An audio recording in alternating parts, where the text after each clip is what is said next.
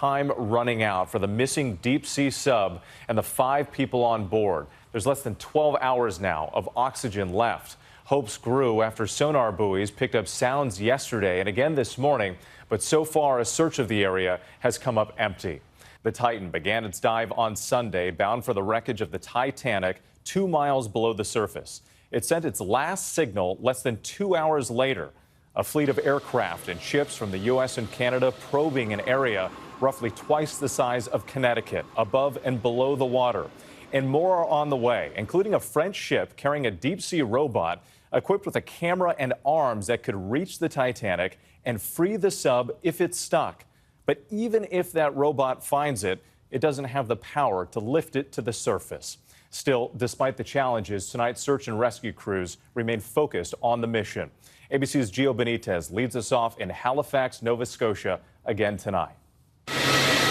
Tonight, rescuers are running out of time and options to save the crew of the missing Titan submersible.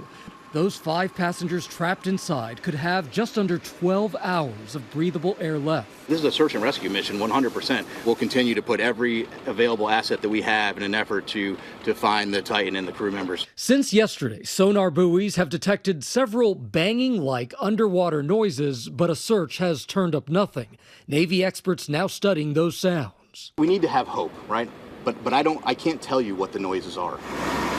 But with the clock ticking down, rescue options are limited. Tonight, there are no ships from the U.S. or any other country on scene that could lift the 23,000-pound Titan if it's still submerged. A Navy deep salvage system has arrived in Newfoundland, but it's days away from the search zone. A French ship is expected to arrive tonight with a deep-sea robot equipped with cameras and arms that could free the sub if it was stuck, but it cannot lift it to the surface.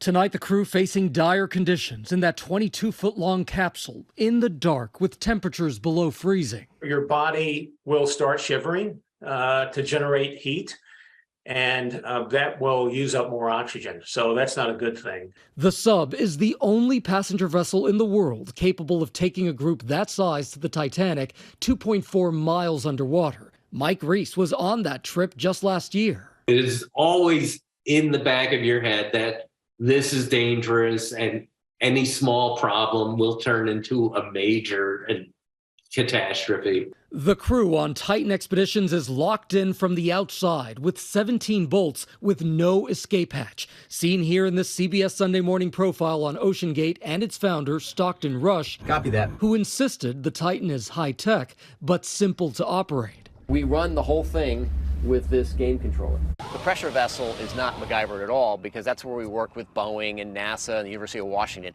Everything else can fail. Your thrusters can go, your lights can go, you're still going to be safe. But the University of Washington tells ABC News it was not involved in the design, engineering, or testing of the Titan. NASA saying they were consulted but did not conduct testing and manufacturing via its workforce or facilities. Tonight, the fate of 5 explorers hanging in the balance. Finding them is the first step. They still have to get them on the ship and they still have to unbolt them. So plug that into your clock. Among the many concerns there, Gio Benitez joining us now. And Gio, even if they can locate the sub, given the resources here, what kind of rescues are still possible? Well, Whit, at this point, they really have the best chance only if the Titan has floated to the surface and they're able to find them between now and tomorrow morning. That is when the air runs out. All right, Gio Benitez for us again tonight. Thanks so much.